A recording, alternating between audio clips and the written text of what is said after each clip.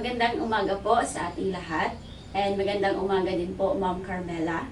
My name is Angelica Sikakbay, taking Bachelor of Elementary Education at Global Reciprocal College.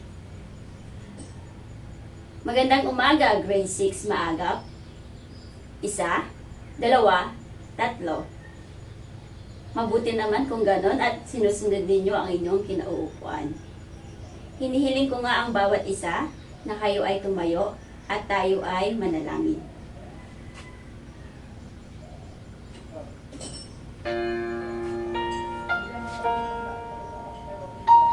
Panginoon, salamat po sa panibagong araw na ito upang kami ay matuto. Buksan niyo po ang aming isipan upang lubos na maintindihan ang aming mga aralin. Bigyan niyo din po ang aming mga guro, mga magulang at mga kamag-aral ng lakas ng katawan at isipan na masigit namin kailangan sa araw-araw sa panahong ito. Ang lahat po ng ito ay aming dinadalangin sa iyo, aming Diyos Ama. Amen.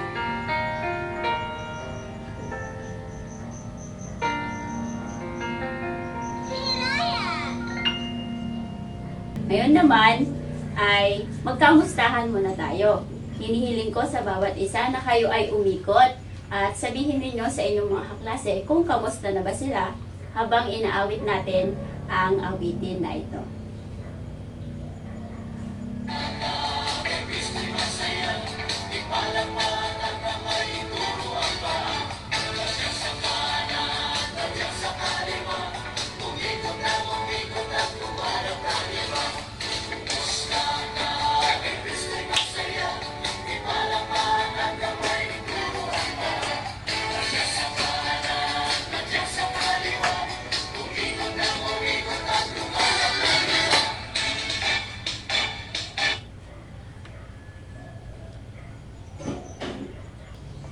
Okay, class.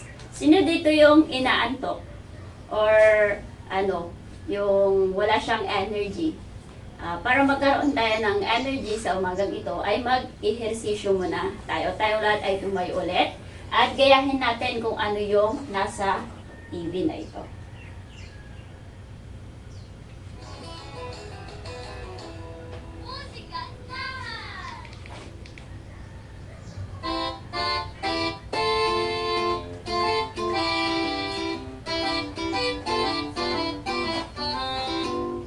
Exercise tayo tuwing umaga, tuwing umaga, tuwing umaga. Mag-exercise Galingan tayo ninyo ay may energy. tuwing umaga, upang ang katawan natin ay sumigla. Mag-exercise tayo tuwing umaga, tuwing umaga, tuwing umaga. Mag-exercise tayo tuwing umaga, upang ang katawan natin ay sumigla. At sa gabi, maaga kang matulog. Sa umaga, maaga kang gumising at agad mag-jogging-jogging.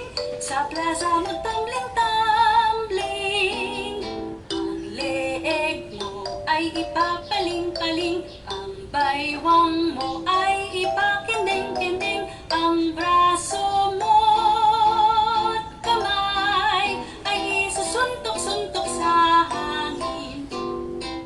1, 2, 3, 4, 5, 6, 7, 8, 8, 7, 6, 5, 4, 3,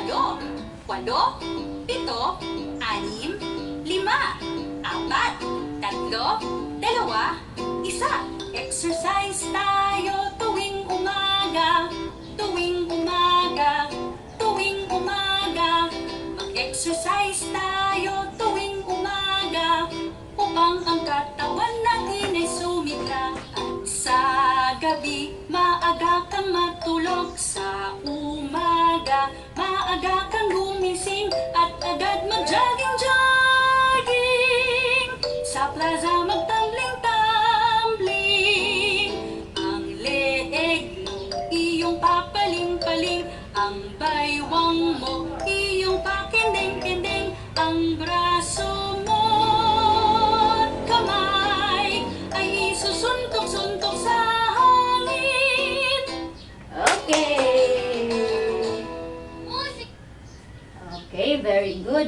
palakpakan nga ninyo ang inyong mga sarili. Napakahusay naman ninyong sumayaw. Okay, class. Para naman sa ating checking of attendance, tignan nga ninyo ang inyong mga katabi kung meron bang absent sa umagang ito. Kapag merong lumiban sa ating klase ngayong umaga, ang isisigaw ninyo ay hep hep. At kapag wala namang absent, ang inyong isisigaw naman ay hooray! Okay ba yun mga bata? Okay, so tignan nyo muna yung mga katabi ninyo kung meron bang mga absent or wala. Pagbilang ko ng 3, ay sabay-sabay kayong sumigaw kung hep hep or hooray. Okay, 1, 2, 3. Very good! At walang lumiban sa ating klase ngayong umaga. Bago tayo magsisimula sa ating aralin, ay meron muna tayong mga dapat tandaan sa oras ng ating klase. Pwede ba napakibasa ang mga ito? Sabi niya dyan. Okay, number 2. Number 3. At panghuli, okay, ito po mga bata, yung mga dapat nating tatandaan sa ating klase na dapat ay aayos tayo ng upo, makikinig tayo sa guro, at magtataas lamang ng kamay kapag merong gustong sabihin, at kapag meron tayong gagawin, tumahimik lamang tayo para hindi tayo makaistorbo sa iba.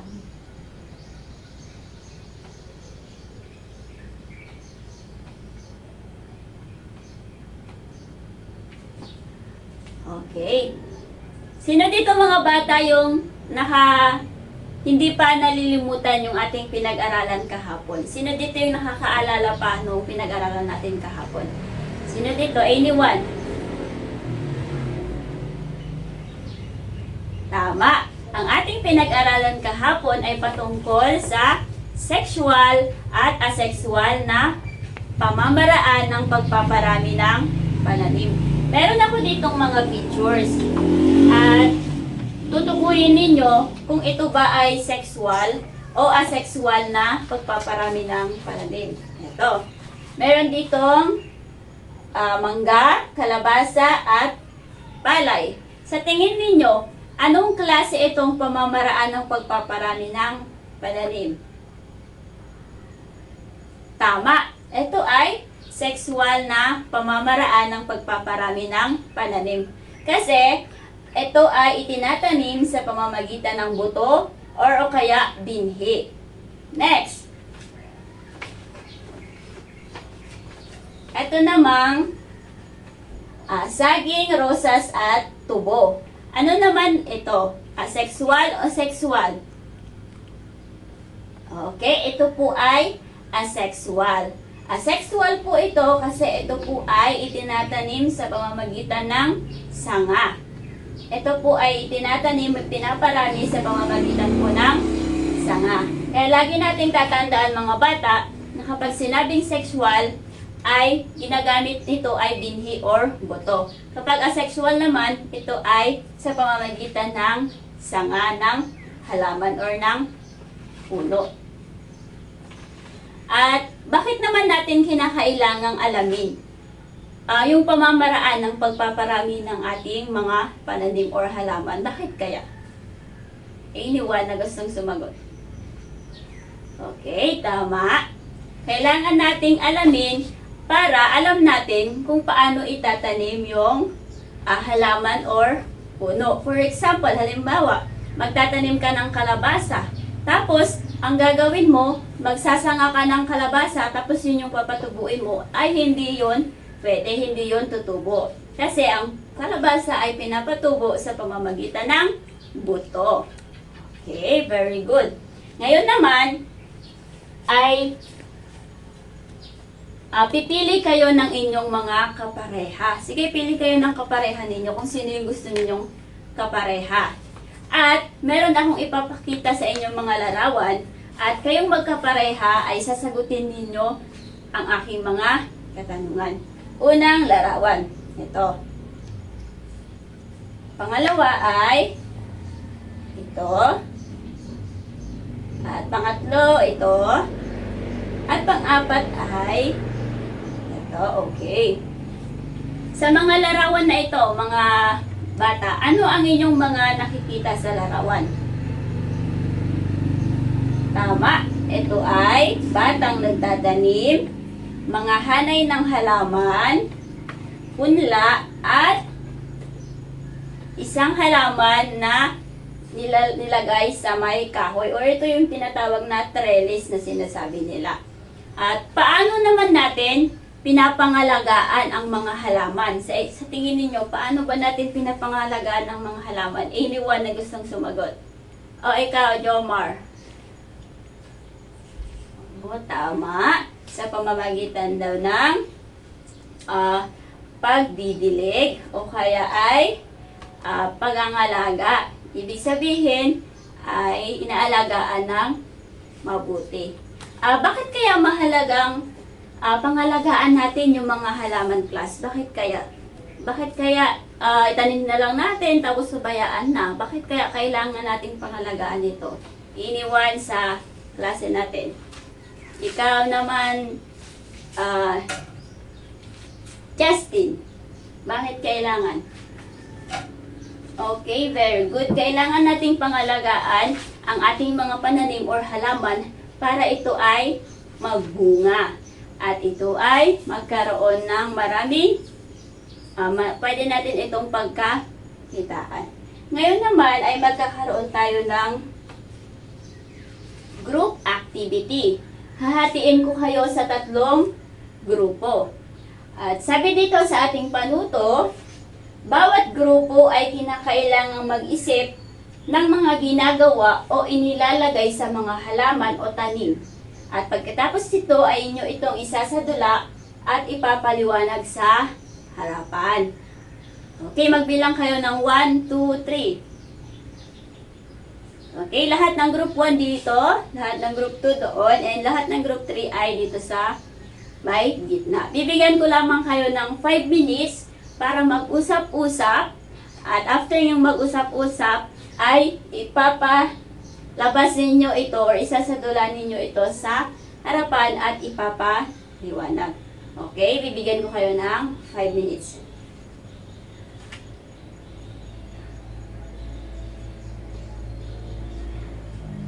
Okay, naniniwala ko na ang bawat isa ay ready na para sa ating presentation or yung pagsasadula. Tinatawagan ko ang group 1 para isadulahan nila ang kanilang napag-isipan. Okay, group 1. Mahusay, napakagaling naman ng group 1. Palakpakan nyo nga mga bata yung group 1. Next naman, yung group 2. Punta na kayo dito sa harapan, group 2. Okay, mahusay din ang group 2. Napakaganda din ng kanilang isinadula. Palakpakan natin ang group 2. And panghuli, ang group 3. Halina kayo dito, mga group 3.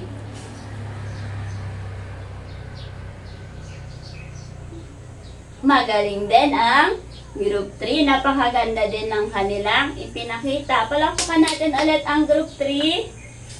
Very good at napakahusay ng bawat grupo. Palakpakan nyo po ang bawat isa sa inyo kasi napakahusay ninyo sa inyong pagsasadula.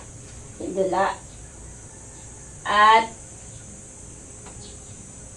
ngayon naman ay meron akong ipapakita sa inyong larawan. At tatanungin ko kayo kung ano ba yung nakikita ninyo dito base sa larawan na aking ipapakita. Unang larawan ay ito. Ano yung nakikita nyo dito, mga bata? Tama. Merong isang lalaking nagbubungkal ng lupa. Pangalawa, dito naman. Ano yung nakikita nyo dito sa larawan na ito? Okay, ito po ay mga halaman or mga punla na itinanim sa recycled plastic bottle o kaya ay sa may mga garapon. Ito naman. Ano yung napapansin nyo sa larawan na ito? Very good. Ito ay batang nagdidilig ng halaman. At panghuli, dito? Ano naman yung napapansin niyo dito? Mahusay. Ito ay nilalagyan nila ng pataba. Or ano ba yung pataba sa atin? Abono. Nilalagyan nila ng pataba. O abono yung kanilang tanim na halaman. At base sa aking mga pinakitang larawan sa inyo, tutukuyin natin ngayon, class, kung ano ba yung iba't ibang pamamaraan o pangangalaga ng ating mga pananim o halaman. Ito yung mga pamamaraan sa pangangalaga ng pananim. Una ay yung pagbubungkal. Ang pagbubungkal, ito ang unang yugto sa pagtatanim ng mga halaman. Ito ay tumutukoy sa pag-aayos o paghahanda ng lupa sa pamamagitan ng pagbukas, pag-angat, paggawa ng mga taniman, pagsasakahan, o pagtataniman. Itong pagbubungkal, mga bata, ito yung pinakaunang yugto, sabi nga dyan. Kasi, syempre, paano ka magtatanim kung wala kang lupang pagtataniman? Kaya kailangan mo munang ihanda yung lupa na iyong pagtataniman. Yun yung unang pamamaraan. Pangalawa naman ay ang pagpupunla at pagtatanim. Maganda at dekalidad ng mga buto o binhi ay isa sa mga dapat isaalang-alang sa pagpupunla at pagtatanim. Alam nyo ba, class, na sa ating pagpupunla ng mga tanim natin, napaka-importante yung maganda at dekalidad na buto. Kasi kapag yung buto na or binhi natin ay hindi maganda, malaki yung tsansa na hindi ito tumubo. Pero kapag maganda yung buto or binhi natin, mas malaki yung tsansa na ito ay tutubo. So, yun yung pangalawa, yung pagpupunla at pagtatanim. Next is pagdidilig. Sabi dito, ang mga halaman ay nangangailangan ng tubig upang hindi matuyo. Subalit, ang dami ng tubig na idinidilig ay nakadepende sa iba't ibang uri ng mga pananim. Di ba tayong mga tao kinakailangan natin class ng tubig? So ganun din ang mga halaman. Kinakailangan din nila ng tubig. Pero ito yung tatandaan natin, class, na nakadepende yung dami ng tubig sa halaman or pananim na iyong didiligan.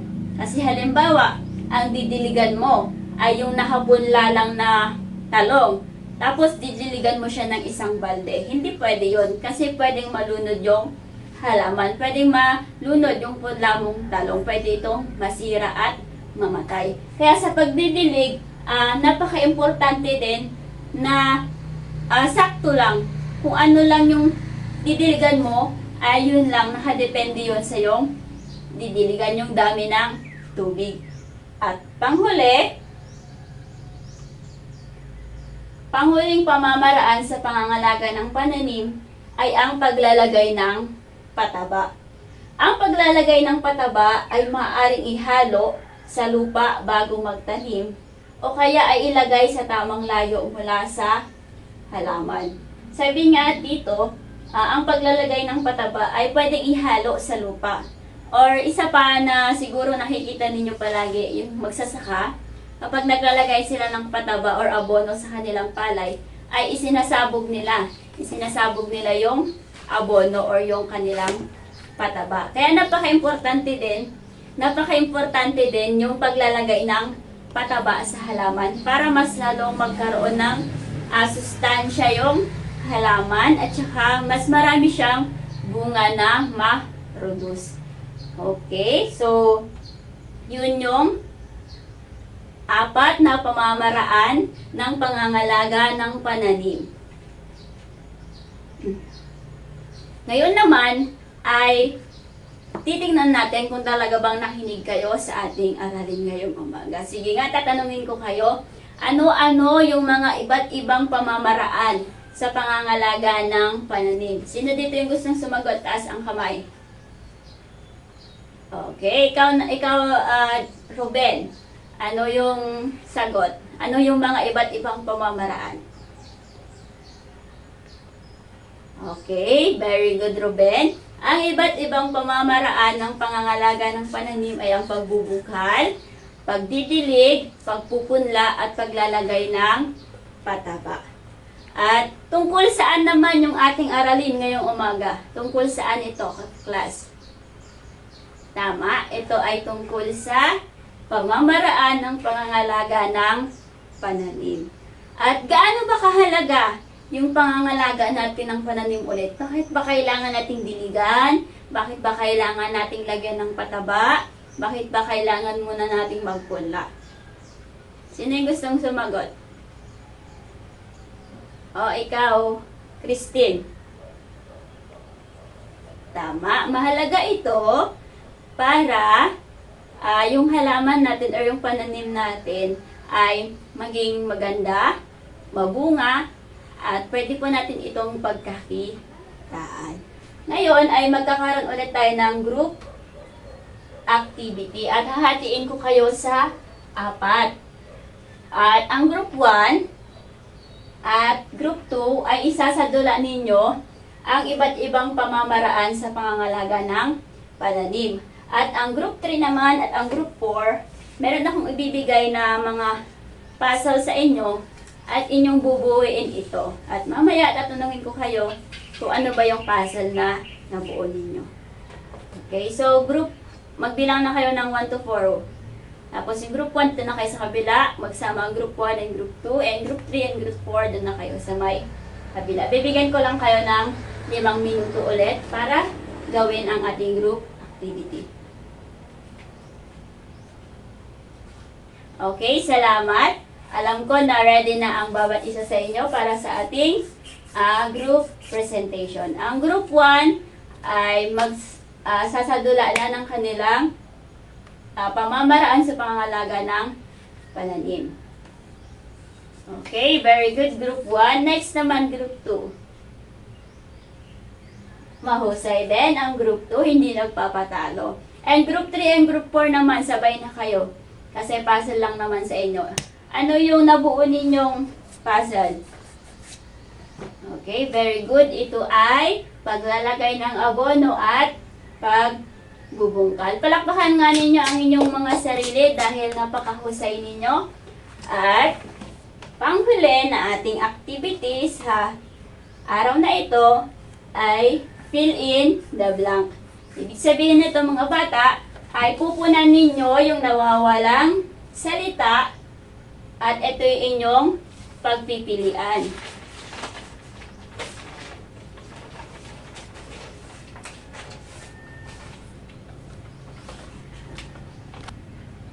Okay, so ito yung pagpipilian natin. Tubig, pagpupunla, pangangalaga, pagbubungkal, or paglalagay ng pataba. Sagutin ninyo ito sa inyong papel. Una, maganda at di kalidad ng mga buto or binhi ay isa sa mga dapat isaalang-alang sa blank. Ano yung tamang sagot dito? Napag-aralan natin ito kanina, class. Next, ang mga halaman ay nangangailangan ng blank upang hindi matuyo. Ano naman ito? Tubig ba? Pagpupunla ba? Pangangalaga? Or ano pa? Number 3, ang blank ay maaring ihalo sa lupa bago magtanim o kaya ay lagay sa tamang layo mula sa halaman. Ano yung sagot dito, class? Number 4, ang blank ang unang yugto sa pagtatanim ng mga halaman. Ano ba yung blank na yan? Pili kayo dito. And number 5, kinakailangan ng wastong paraan sa blank ng pananim. Magpili kayo dito. Okay, so siguro naman tapos na ang lahat. Exchange your paper at the back at titignan natin kung tama ang inyong mga sagot. Okay, number 1. Sino gustong sumagot? Ikaw, Joanna, sagutin mo ngayong tanong. Maganda at di kalidad ng mga buto o binhi ay isa sa mga dapat isaalang-alang sa blank. Ano yan? Sa pagpupunla. Tama. Sino nakakuha ng tamang sagot? Okay, parang lahat kayo nakatamang sagot. Number 2, ang mga halaman ay nangangailangan ng blank upang hindi matuyo. Ano yung tamang sagot? Mateo. Okay, tubig. Siyempre, ang kailangan ng halaman ay tubig. Number 3, ang blank ay maaring ihalo sa lupa bago magtanim o kaya ay ilalagay sa tamang layo mula sa halaman. Ano yung tamang sagot dito? Joseph, ano yung tamang sagot? Very good. Paglalagay ng pataba. And number 4, ang blank ang unang yugto sa pagtatanim ng mga halaman. Ikaw naman, Joshua, ano yung tamang sagot? Tama, pagbubungkal. Kasi yun naman yung unang yugto sa pagtatanim. And lastly, kinakailangan ng gustong paraan sa blank ng pananim. Ano yung tamang sagot? Siyempre, wala nang iba. Napili na lahat. So, ang tamang sagot ay pangangalaga ng pananim. Okay, palakpakan nga ninyo ang inyong sarili dahil halos lahat kayo ay nasagutan ninyo ng tama ang ating activity. At bago tayo magtapos class, ay meron akong ibibigay sa inyong takdang aralin. At ang ating takdang aralin ay subukan ninyong gawin yung iba't ibang pamamaraan ng pangangalaga ng tanim. At ito ay inyong i-video, tapos ipapasa ninyo sa GC natin. Ulitin ko, subukan ninyong magbungkal, magpunla, magdilig, o kaya maglagay ng pataba. Then, i-video nyo ito, magpapabideo kayo, tapos ipapasa ninyo sa ating GC. Okay? Palakpakan natin ulit ang ating mga sarili. Dahil natapos na naman natin ang isang araw na ito na ating pag-aaral. Maraming salamat sa inyong pakikinig at nawa ay hindi kayo magsawa sa ating pag-aaral. Muli, ako po si Miss Angelica C. Kaakbay, taking Bachelor of Elementary Education at Global Research Local